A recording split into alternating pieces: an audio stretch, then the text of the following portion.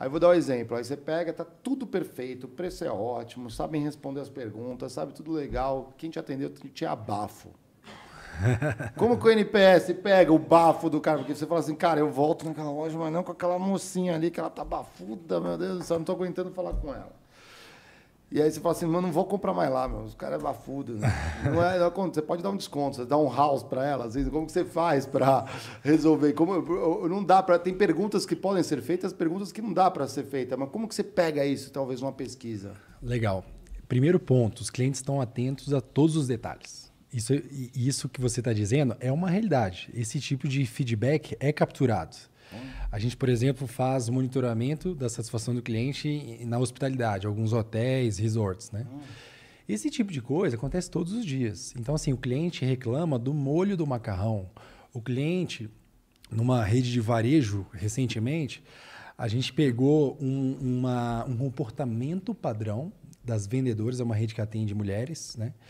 Um comportamento padrão das vendedoras que tinham um certo preconceito com as mulheres que tinham sobrepeso.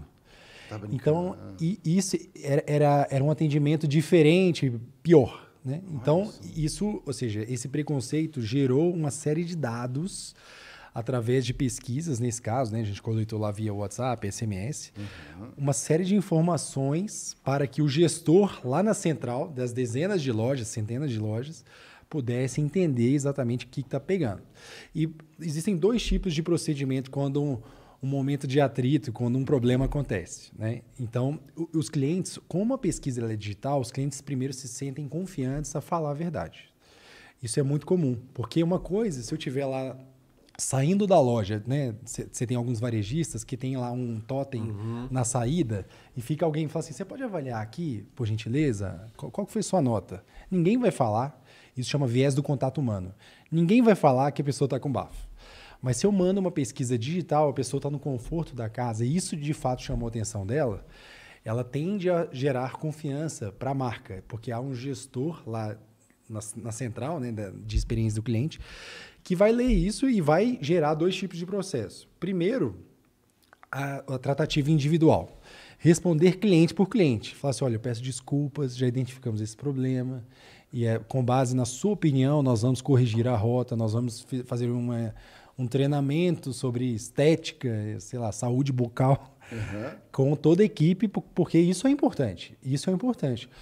O que você está dizendo é que numa economia, numa matéria, né, dentro da ciência, dentro da experiência do cliente, da ciência da experiência do cliente, essa matéria chama Behavior Economics, que é economia comportamental.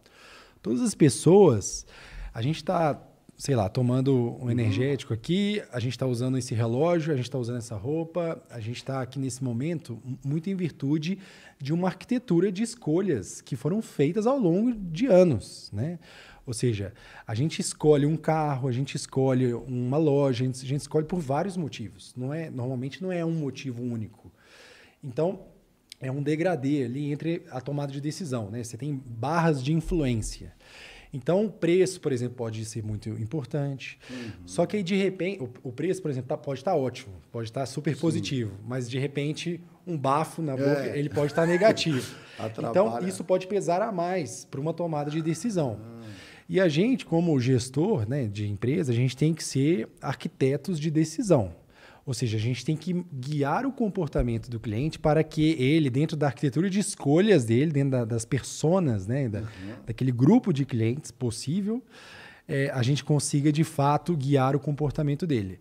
E, é claro, esse tipo de assunto que chega nos programas de voz do cliente, que o cliente reclama sobre mau cheiro, reclama sobre banheiro, né? Reclama sobre o molho lá do macarrão, por exemplo. O gestor ele tem que pegar, dar uma tratativa individual para o cliente, pedir desculpas e assumir o erro. Legal. Né? E depois criar um plano de ação. Né? Ou seja, o que nós vamos fazer aqui? De repente, nos últimos 12 meses, eu tive aqui 172 clientes que comentaram sobre bafo. Interessante. E eles comentam. Então, com base nisso, eu tenho uma causa... Manda a galera no dentista, nas lojas. Tem uma causa raiz identificada. Muito né? legal. E esse, né, é o controle de eficiência operacional.